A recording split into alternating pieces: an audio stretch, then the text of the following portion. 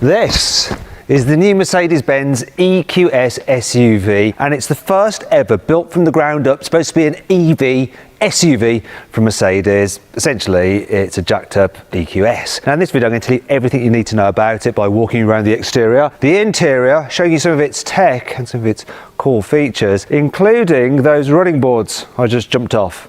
Something interesting about those, tell you in a bit. Anyway, I'm Matt Watson, and you're watching CarWow. And if you like news videos on the latest news cars as they break, make sure you subscribe to this channel and hit the bell icon to turn your notifications on. That way you won't miss a single video.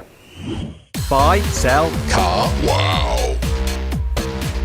Let's start this video by talking about the design. And the EQS SUV looks rather like an EQS that's been lifted. Surprise, surprise. Has a similar blanked off grille, and look, we've got the Mercedes 3-point star in there. Got a full length daytime running light there, strip across the front. You get LED lights as standard, of course, but you can get an upgraded set of lights with 1.3 million little mirrors in them to direct light exactly where it needs to be. Now the difference between the EQS SUV and the normal saloon car is that the LED daytime running lights are like this triangular design here rather than the dots of the saloon, and the car obviously is more imposing. It's like 33 millimeters wider than the saloon version. Something else I need to tell you that's like the saloon version: Mercedes won't let you under the bonnet for some reason. However, earlier on I saw a man working under the bonnet, so I now know how to get in there. And in another video with one of these kind of cars, when I get it in the UK and there isn't a cross-looking German from Mercedes watching me, I'll show you what's under there, I promise. Because the bonnet doesn't open, if you need to top up with windscreen washer fluid, you do it here through this little port, just like on the EQS. And the wheelbase and the distance between the front and the rear wheel is exactly the same as on the EQS because it shares the same floor plan as the car. However, this SUV is actually 9 centimeters shorter, and that, combined with the fact that it's 20 meters higher, centimeters higher, should make it easier to park than the big EQS saloon. See these running boards here? Optional extra. You have to pay if you want those, but you can save some money though, because they improve the car's aerodynamics, which means you get more kilometers per charge out of the car. Mercedes won't say exactly how many more kilometers you'll get from those, but it'll probably be just a few. Here at the back, you've got a full length light bar, which looks really nice. You probably noticed this as well, the roof spoiler, and it's black, which means that it makes the car look slightly low at the rear end, a bit more coupe-like than it actually is, because your eye follows this line here. He told me that. I'm just repeating exactly what the man from Mercedes said. Underneath, yeah, they've done a good job of making the floor as flat as possible to reduce drag, and apparently this is going to be a very, very efficient car for slipping through the air for an SUV. Now the most aerodynamic production car in the world is the EQS. This won't be quite as good as that because of its more boxy shape, but it should still be pretty impressive. And it's one of the reasons that Mercedes has decided not to fit any roof bars, which are kind of common on SUVs, because they do increase the drag.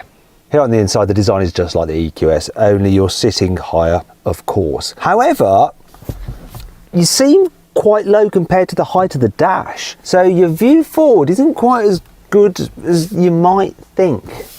Your view forward here though is very good, especially if you've got the upgraded hyperscreen. I mean, look at it, it's massive, it's high def, it's got so many features and functions, and you can get a screen for your passengers so they can look at different things, including being able to watch television, or more likely YouTube or Netflix, you know, who watches TV these days, while you're driving. Though this car can sense if you, the driver, start to like look over at what they're watching, and that might distract you. And if that happens, then it will make their screen go blank. It's clever.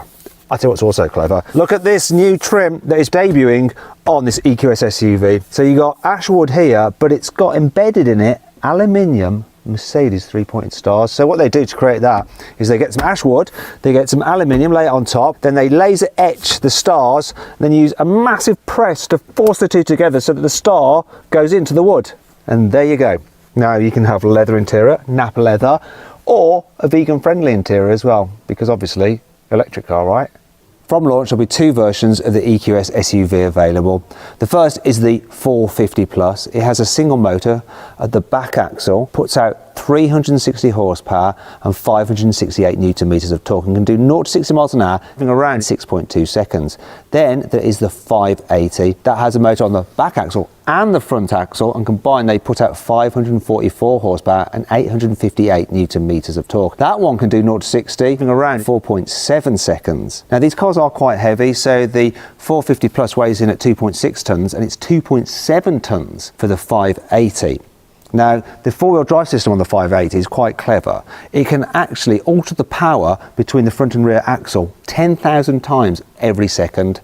Now, regardless of which EQS SUV you go for, they all have rear wheel steering. Now, standard, it can turn the back wheels up to 4.5 degrees, but you can pay extra for it to turn the back wheels at up to 10 degrees. Now, the standard car has a turning circle of 11.9 meters, whereas the upgraded rear axle steering can actually do a full circle in just 11 meters. Here in the back seats of the EQS SUV, there is absolutely loads of room, despite the panoramic glass roof on this car. Yep. Is there a small woman back there? Anyway, yeah, look, I've still got lots of headroom. Loads of knee room as well, lots of foot space because of that flat floor. It's lovely, feels luxurious. This has the upgraded rear infotainment package there, so I can control various features in the car, such as my massaging seats, and I can really chill out, fold this down as well if I want to, and there's a tablet which you can pop out and... Stock battery level 100%. There she is, she's in here somewhere. Hello? You alright? Anyway, I can move my seat forward, look at this. Will you shut up now? You had your chance. I can move this seat forward up to 130 millimeters, so quite a way. And even when you do that, there's still decent knee room. Why would you want to do that though? Why? I need to go and see what's going on back there. And that'll give me the opportunity to show you another feature about this car, because look at this, come on, come on, come on, yeah. Look at this. Shut your mouth. This is a 7-seater. Come on, come back. Right. Right. I totally don't know how to get this back. Come back. Man from Mercedes, can you help me put this back? Press it. I'm pressing it. Just push the button. And it should work. Wait a bloody minute, I pushed the button. I totally pushed the button. Now, I'm going to let you see how much room there is. Can you put this seat into a position that you'd be happy to sit in, please? Come on. There you go, look, look, look, let's see what it's like in the back. You might want to recline a bit though, that's it, yeah, you can recline. You can stop reclining now. There. Okay, so, no, you can, that's enough, don't take the piss. Right, so headroom, it's a bit tight for adults back here, but it is doable. You could do a journey. And you know what, you can get this car with 5-zone climate control, so you can make yourself as comfortable as possible. You can even get heated seats here in the rearmost row. Do you know how to make her shut up as well? Not yet. Because Mercedes doesn't want to be outdone by Porsche or Audi with their motorised charging sockets, they've fitted one to their car, and if you drive off with it open, it just shuts, and that's not because the wind pushes it back, it does it electrically as well. Speaking of electrics, this car's battery pack is 108 kilowatt hours. Now that'll give you a range in the 450 plus around 370 miles. It'll charge a DC charger at 200 kilowatts, and it has 22 kilowatt onboard charging, so if you have that facility at home, you can actually charge it pretty quickly if you want. Right, I'm going to show you the boot. Obviously electrically powered tailgate, and I can fold the seats down from here. Come on, fold down. Right, while that's happening, I can explain to you that all versions of this EQS SUV have air suspension as standard. But if you have a you have to do these manually. If you have a 4-wheel drive version, go on, bugger off. You get adjustable ride height, so you have an off-road mode with various settings for the driving modes, and it'll raise the suspension by 25 millimeters. In fact, if you're driving around and you need to raise your suspension to go up a high curb or something, the car will remember exactly where that curb is and just automatically raise the suspension when it needs to next time, so you don't have to faff about.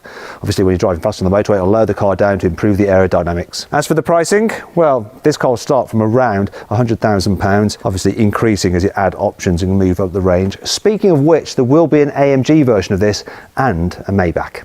I know what you're thinking. Oh, look, the seats don't go flat. I should complain about that. More likely you should complain about the way I've done this because I forgot to make the headrest go down flat. There we go, you have to press the button on them there like that, then like that.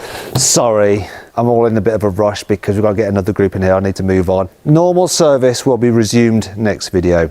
Hope you enjoyed the video. If you did, give it a like. Let me know what you think of this car in the comments below. If you click on those windows there, you can watch more videos. And if you click on that box there, you can go to Carwow. And you can actually sell your car through Carwow. Just upload some photos, give a brief description, and our dealers will bid on your car to make sure you get a great price for it.